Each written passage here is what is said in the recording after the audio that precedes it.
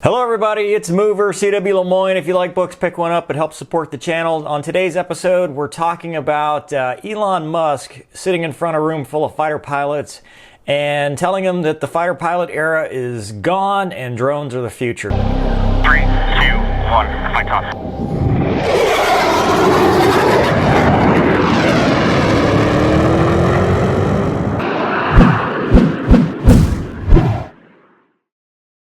So we're going to take a look at the article from Business Insider about Elon Musk's statements and talk about why he probably isn't entirely accurate. So let's get started. Elon Musk says the U.S.'s F-35 stealth jet would have no chance against a drone fighter plane. This is February 28th, David Choi.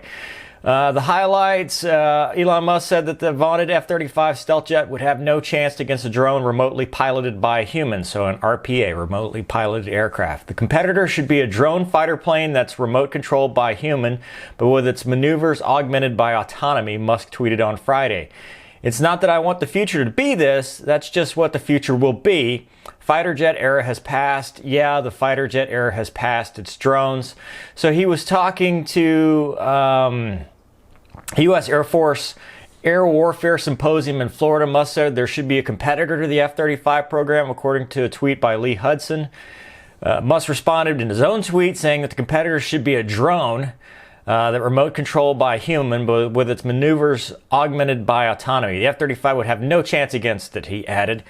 And then there's this about the F-35 are used by the Air Force, Navy, and Marines, cost at $406.5 billion, which is the costliest weapons program in U.S. history. The Defense Department in October announced a $34 billion contract that includes the delivery of 478 F-35s. Problems with the F-35 have surfaced soon after it joined the fleet. Over 800 flaws riddled the software, according to the recent report by the DoD.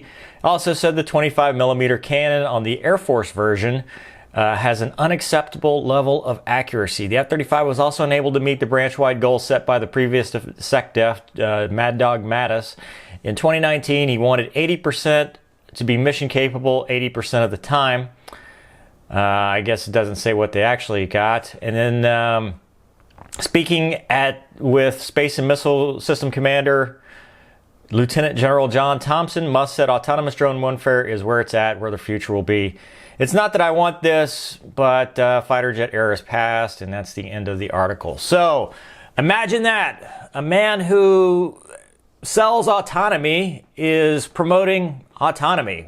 Tesla's autonomous cars that crash into walls and bulletproof glass that may not be all that bulletproof.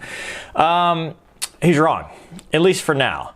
I see this a lot. This was posted on the Make Them Tell You No Facebook group. I see this in comments where people say drones are the future and, you know, G-forces, all that stuff. Let's talk about a couple issues. First of all, G-forces.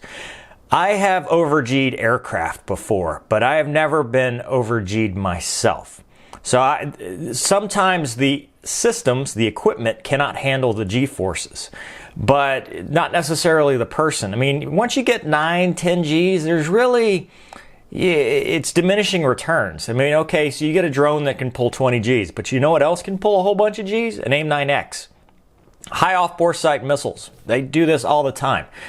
Yeah, dogfighting, and I'm not going to go as far as to say, well, you know, just like Vietnam, we don't need the gun. Of course, dogfighting will have its purpose, but to just hang your hat on the idea that all you ever need is to be able to pull more Gs, number one, doesn't understand how dogfighting works, and number two, that's not the environment we live in today. Now, in the future, maybe. Now, drone versus F-35, this is stupid. So what's he even talking about? Are we talking BVR? Are we setting up 80 miles apart, 100 miles apart, and then giving them long-range weapons? Or are we only talking dogfighting? How are we even going to mesh this competition into something realistic? Because the human element is important. Having situational awareness, being able to look out with your eyeballs and see the other aircraft is important. When you're looking through a soda straw on a drone feed, it's a lot different than having, you know, 140, even 360 degree coverage, being able to see outside of the aircraft. So you won't be able to replace that. The other part is contested, denied, degraded operations. And this is something that we train to as humans. So in 2020, you hear a lot of, well, this was hacked, and this was a data breach, and this was hacked. Drone data links are not 100% fail-safe. They can be hacked. So what happens when your 100% autonomous drone gets hacked? You don't have a human operator in the aircraft that can react, disconnect the systems, do that. I mean, basically, you just gave your drone fleet to the enemy. We don't have that kind of technology, and for at least now, we won't in the near future. Now, are they working on it? Probably, but putting a human in the aircraft, number one, it's a decision maker, being able to be there, and level of risk, yeah, okay, drone gets shot down, yep, you get up from your desk, go get another cup of coffee and say, oh, what the hell. But in the aircraft, now, yes, your pink body's on the line. However, that also means you can take risks when necessary. So if, everybody's obsessed with air-to-air and all this stuff, but the decision maker in the cockpit can override logic. And so AI right now, it's pretty much 100% logic, and it doesn't have the processing power that the human brain has. It's maybe 1/100th. I think it's like an exaflop versus a petaflop kind of thing. I mean, the processing ability of the human brain versus supercomputers. But the AI won't be able to make that judgment call and say, yep, the weather might be out of limits, but I'm going to press. Maybe not always the right answer, but sometimes that's what you need to do to save the boots on the ground. Or sometimes that's what you need to do to prosecute the attack. Or sometimes you just need that person that's going to make that decision with the information he has available. The F-35's got a lot of good sensors.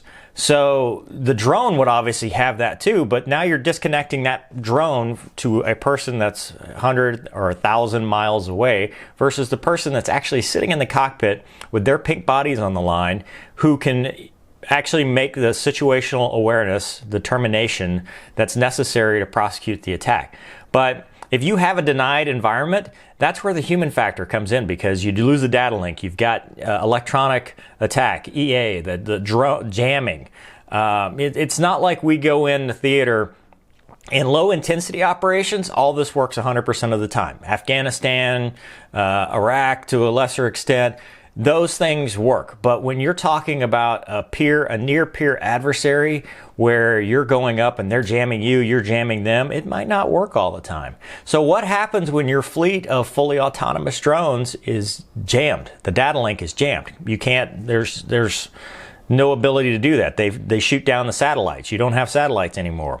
They hack the data link, and now they've taken control. I mean, there's just, as of right now, I think we are decades away from seeing fully autonomous, any kind of scenario where the fighter pilot gets replaced, because you still need that person in the cockpit making the decisions that can overcome these things that I just don't think we have the processing power or the data link bandwidth right now to do that.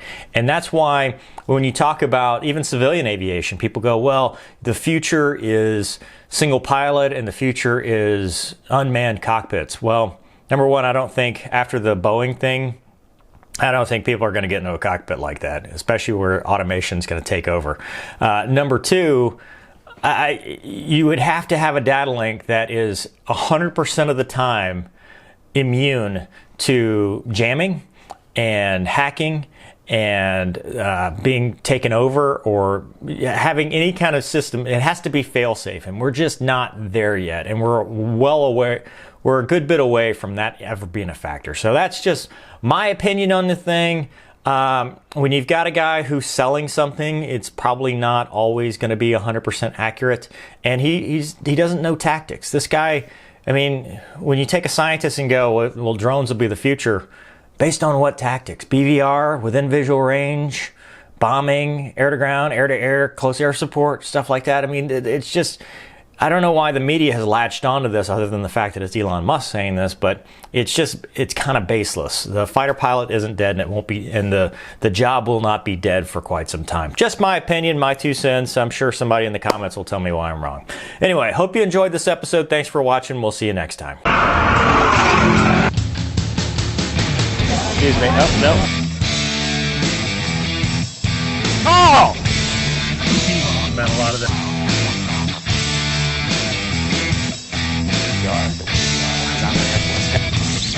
perfectly fine with the doors off.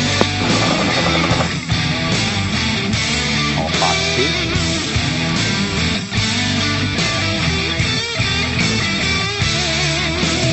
Don't be a douche.